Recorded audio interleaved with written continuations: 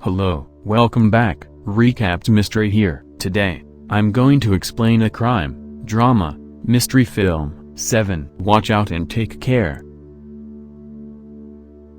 Detective David Mills begins working with William Somerset, who is about to retire. The two detectives do not agree on much. When Mills and Somerset arrive, an obese guy is found dead at the table. They are still unsure if it was a murder or not. When they find his legs and wrists are bound with barbed wire, they are confident that he did not die naturally. Mills can't stop shattering while Somerset meticulously examines the body. Somerset, who requires silence to think, instructs Detective Mills to question the neighbors while he works, hinting that he is a nuisance. Later, as they are driving, Mills expresses his displeasure that Somerset had ordered him to go door to door. He believes he is underappreciated and wishes to be taken more seriously. According to the forensic analysis, the fat guy was force-fed and died of overeating when the killer kicked him in the stomach, causing it to explode. We have a murder investigation, ladies and gentlemen. Somerset claims that the obese man was fed for 12 hours,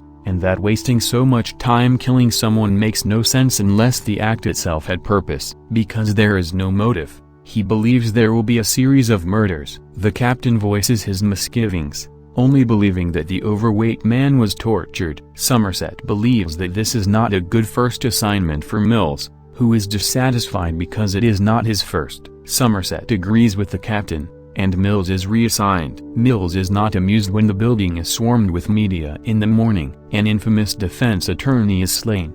The word greed is scribbled on the carpet, and his wife's picture is painted with spectacles. When the captain enters and informs Somerset of the recent murder in which greed was written in blood, Somerset's name is already being scraped from his door. Somerset is too brilliant at his work for him to retire, he believes. He further claims that plastic bits were discovered in the overweight man's body and fed to him. Somerset is intrigued by this knowledge. He returns to the initial crime scene, where he discovers where the plastic pieces came from and discovers that the refrigerator has been moved. A note from the killer is written on the wall behind it. The word gluttony is scribbled in grease next to it. He hands the captain the note that reads, "Long is the way and hard that leads up to light from hell." Somerset demonstrates that this is just the beginning, since there are 7 deadly sins: gluttony, greed, sloth, anger, pride, lust, and envy. He refuses to participate because he is retiring in 5 days. At night, he goes to the library to hunt for literature on the 7 deadly sins, while Mills examines the crime scene photographs. Somerset, being friendly, compiles a list for him and even replicates the most essential clues. He leaves a letter containing information on Mills' desk at morning. Mills takes over Somerset's office and the two will work together until Somerset retires. The phone goes off. Tracy Mills, Mills' wife, wishes to talk with Somerset. She's inviting him out to dinner tonight. The topic of marriage comes up at dinner. Tracy is perplexed as to why Somerset isn't married. Mills and Somerset both think that he is plain unlikable. Things quiet down amongst the three after Somerset asks how they enjoy their new flat. The entire flat begins to shake, and it soon becomes clear that it is located over the subway. The realtor had overlooked the fact that it was a thing. Somerset is unable to contain his laughing at this point. When choosing a flat, a detective failed to notice such a thing. Somerset and Mills discuss the matter after supper. Mills hands him a photo of a scale with a pound of flesh that the defense attorney had to cut off of himself, as well as a letter written by the killer. They're baffled as to how the murderer got in and out with no trace. Somerset observes that there is one thing they must locate and concentrate on. Mills then points out that the attorney's wife's photo has spectacles drawn on it. Somerset feels she either saw anything or did not have the opportunity to see anything, but this is their hint. They go to the attorney's wife and ask her if she noticed anything unusual or out of place about the images. She notices that the painting in her husband's office has turned upside down. They discover nothing after thoroughly inspecting the painting. Somerset discovers fingerprints on the wall where it was hung, which leads Mills to suspect the killer is playing with them. They are astounded to see that the fingerprints are arranged as text. "Help me." After phoning the fingerprint lab, they discuss the importance of their profession in the foyer while waiting for the fingerprints to match with someone. Somerset puts it succinctly, "We're collecting diamonds on a desert island in the hopes of being rescued." Mills calls him out on his behavior, BS, and claims to have seen the Somerset. The fingerprints match, but it's not their suspect. According to Somerset, their assassin is more than just someone suffering from mental illness. They break into the flat of the man whose fingerprints matched and are accompanied by a SWAT unit. He's the third victim, bound to his own bed. When the detectives examine the images taken by the killer, they discover that the man has been lying there for a whole year, perfectly exemplifying the vice of sloth. Closer examination reveals that he is still alive. Soon later, a news photographer enters, and Mills marvels how they arrived so quickly and shoos him away. News organizations pay police to obtain information on hot cases. Unfortunately, questioning the victim is impossible because his brain is mush and he chewed off his tongue a long time ago. According to the doctor, he must have been in excruciating pain prior to arriving at the hospital. Tracy contacts Somerset late at night and requests a meeting. He is the only person she knows in town, and all she wants to do is chat to someone. Friday, they meet at a diner in the morning. Tracy is concerned about the living conditions and does not want to raise her child in this environment. Somerset is not the ideal man for the position, but he tells her about a previous relationship and gives her sound advice. Mills is restless at the office, anxious about everyone out there. Why can't they just wait for that lunatic to do it again? Somerset does not believe the murderer is insane. Imagine a man's patience in tying someone up and keeping them alive for a year, then cutting off their hand to plant fingerprints. Their serial killer is systematic, exacting, and, most importantly, patient. Mills disagrees and mentions a library card,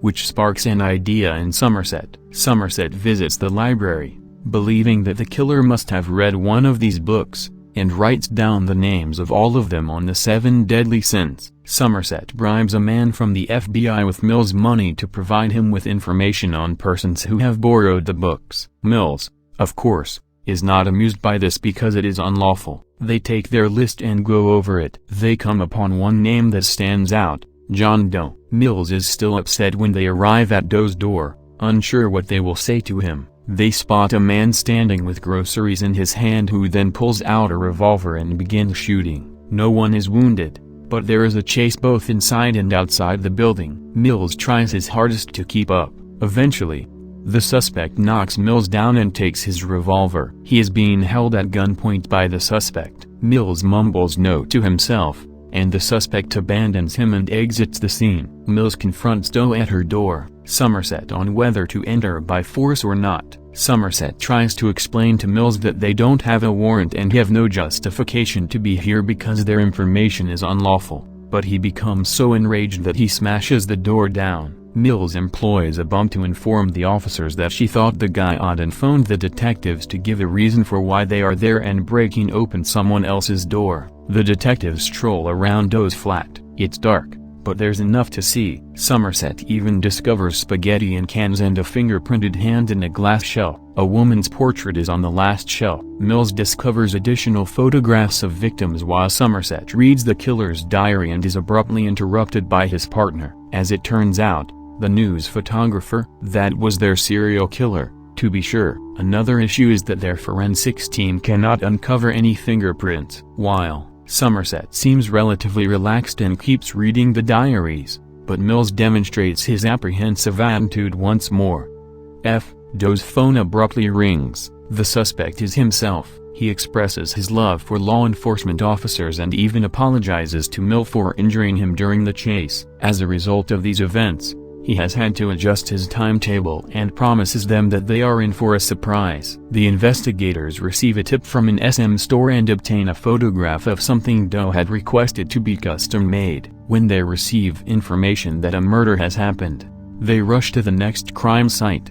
It's the lustful sin. The blonde has died, and a male is seated, laughing. While Mills is interviewing the brothel's proprietor at the station, Somerset speaks with the man who was discovered at the spot. He's panting and claims Doe forced him to do it at gunpoint. Somerset tosses a snapshot of Doe's custom-made strippin. The investigators discuss how to catch the killer at the pub. A philosophical discussion regarding the purpose of their job arises. We live in a world where it's easier to steal than to earn, where it's easier to beat a kid than to raise him. Somerset adds, explaining his decision to quit. Mills, on the other hand, says he prefers to trust in his beliefs. Somerset is uneasy at home, wondering about what Mills said. Sunday. When the investigators arrive at their next crime site, they discover a sin of pride. The woman had two options: call for aid and risk being disfigured, or take the tablets and end her misery. Somerset adds on the walk back to their office that he wants to stay on duty for a few more days until they discover the killer, or that if Doe gets to the seventh sin, this case will most likely never be solved. While the two are at the precinct, John Doe follows them and draws the attention of the detectives. Doe speaks calmly, blood splashed on his shirt, as Mills yells at him and orders him to the ground. A team member places him in handcuffs. While the suspect is speaking with his lawyer, the detectives debate his reasons for turning himself in. He had chopped off his finger skin, so there were no fingerprints to be found. He has no work history or bank records. The only information they have on Doe is that he is affluent and well-educated. For the first time, Mills and Somerset agree completely. As he puts it, it makes no reason to stop before finishing the so-called masterpiece of the seven sins. Doe's attorney bargains with law enforcement officials. There are two more bodies hidden. Doe agrees to escort only the detectives to the bodies at 6 p.m. since he admires them. He threatens the detectives that if they do not accept his offer, he will plead insanity. Otherwise, in addition to showing them the dead, he will write a full confession and plead guilty. The detectives agree to follow through. It's nearly 6 p.m. The detectives are outfitted in wire and armor. A helicopter follows the car in which three of them are driving. Mills and Somerset converse with Doe during the ride. Somerset wants to learn more about Doe, but he dismisses it as irrelevant. Mills is still unsure whether or not he wants to be escorted to the bodies. Doe enlightens him on his motivations and assures Mills that solutions will be found in the last act of his work. He does not deny that he enjoys turning every transgression against the sinner, but he is not insane. Doe loses his cool for the first time when Mills believes the victims were not guilty. People, in his opinion, tolerate the fatal sins because they are insignificant. He thinks that his example will help to change this. Mills believes he is insane. Doe claims they will be remembered, but the only reason he is here is to be caught. Mills is only here because he saved his life, and Doe wants him to remember that for the rest of his life. Or should he say the life he enables him to have. Somerset is the only one who, at least on the surface, appears to be calm. They arrived at their target, according to Doe. Except for high-voltage towers, a wrecked car and an old caravan, there is almost nothing there. The helicopters are unable to follow them into the region due to the electrical cables. Mills leads the armored detectives into the field after removing Doe from the car and cuffing him. A van appears unexpectedly at 7 p.m. Somerset runs to intercept it because of this. The vehicle comes to a halt, and the driver exits. He is a delivery man who has brought a box for Detective Mills. Somerset dismisses the driver. He's unsure at first, but then he opens the box with his knife and is terrified by the contents. Doe begins to express his admiration for Mills once more, for his modest life and lovely wife, Tracy. Mills is perplexed. Doe confirms that he paid Tracy a visit this morning and pretended to be her husband. He took a keepsake because it didn't work. Her brow furrowed. Meanwhile, Somerset returns to them and orders Mills to throw away his rifle. Mills is still perplexed and wants to know what's going on and what's in the box. Doe admits that he, too, is a sinner, and that his sin is envy of Mills' everyday life. Mills is furious, yet he continues to disbelieve Doe's assertions. Somerset explains that Doe intends to be murdered by Mills. Doe wishes for Mills to seek vengeance on him and become the sin of wrath. Doe aggravates him even more by claiming that his wife begged for her and their baby's lives. Mills begins to cry while still holding the gun. Mills had no idea his wife was pregnant, it turns out. Somerset requests the gun once more, claiming that Doe can only win if Mills shoots him. Mills shoots Doe in a fit of despair and rage. Doe's main plan was eventually completed more than once. Mills is sitting in the back of a police car, and the captain assures him that he will be taken care of. Hemingway famously said that the world is a beautiful place worth fighting for. Somerset supports the second portion. Please subscribe to assist the channel, turn on notification and leave a like. Thank you for taking the time to watch. See you again soon.